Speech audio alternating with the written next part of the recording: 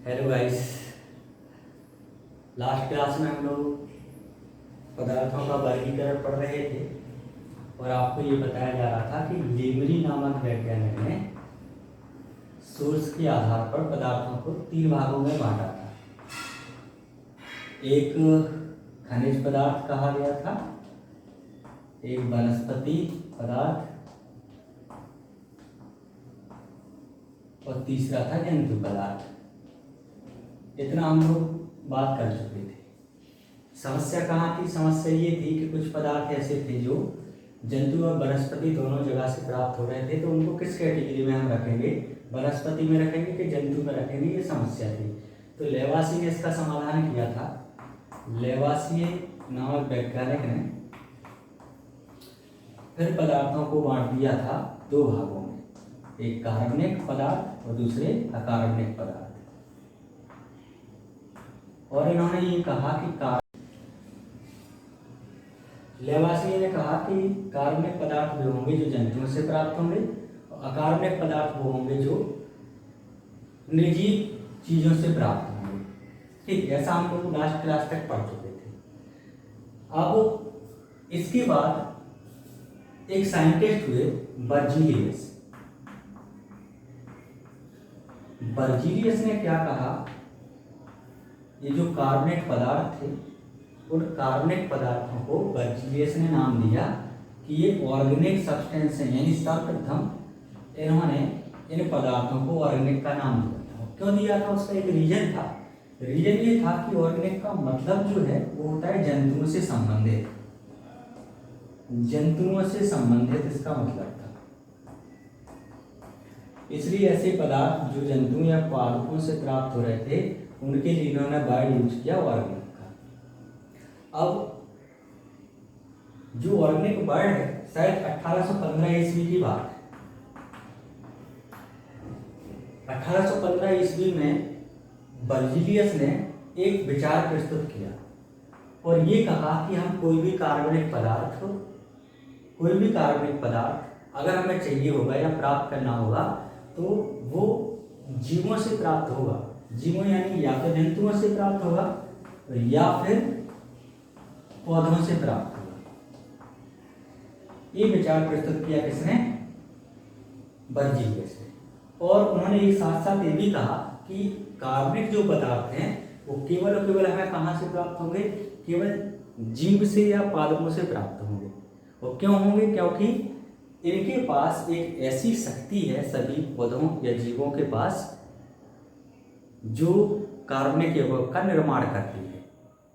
ठीक, इस विचार को, बर्जीलियस के इस विचार को नाम दिया गया जैव शक्ति सिद्धांत, विटल फोर्स थ्योरी।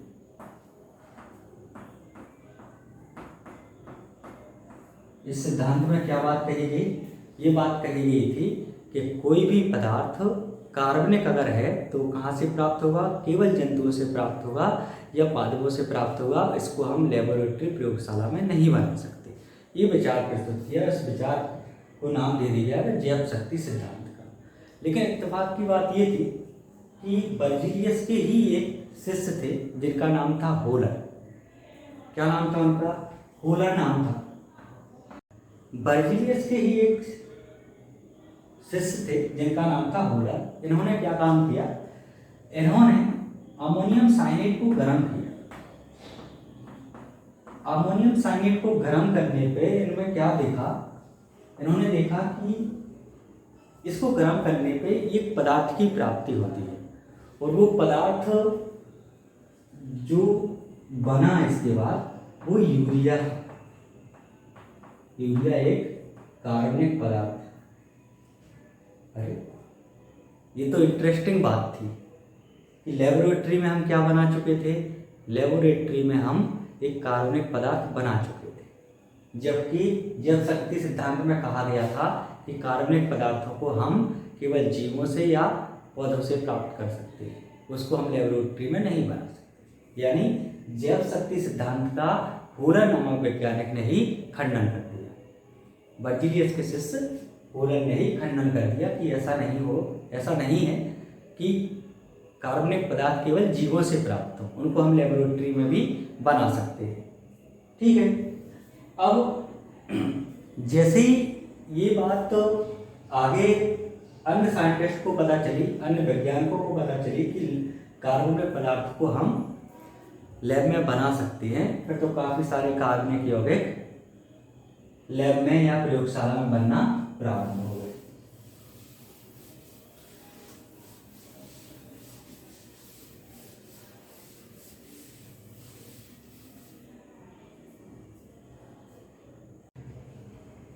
इस वर्गीकरण के बाद जब जैव शक्ति सिद्धांत का खंडन हो गया, इसके बाद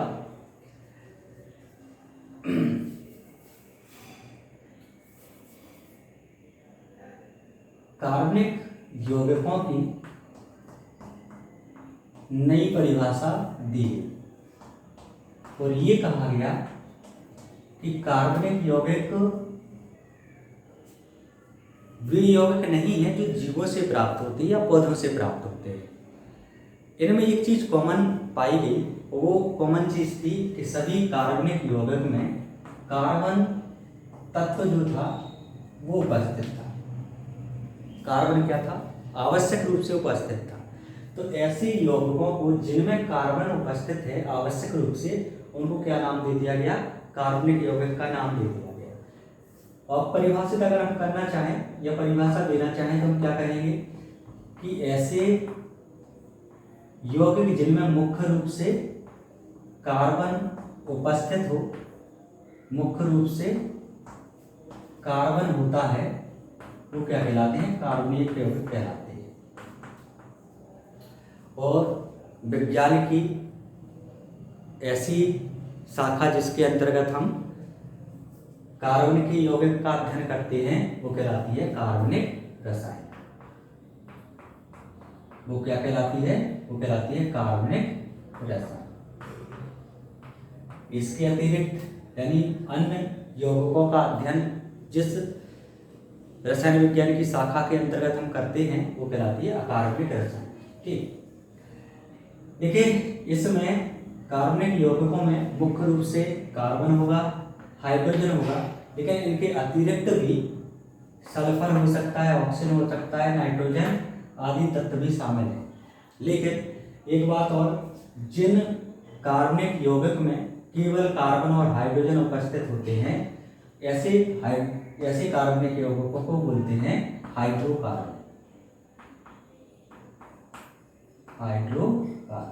यानी वे यौगिक जिनमें मुख्य रूप से कार्बन और हाइड्रोजन उपस्थित होता है वो कहलाते हैं हाइड्रोकार्बन। अब किसी भी चीज को आगे पढ़ने से पहले हमें चाहिए कि उनका हमें नामकरण कैसे करें। जब भी कोई नया बच्चा आता है हमारे घर में तो हम सबसे पहले एक काम करते हैं, उसका नामकरण करवाते हैं।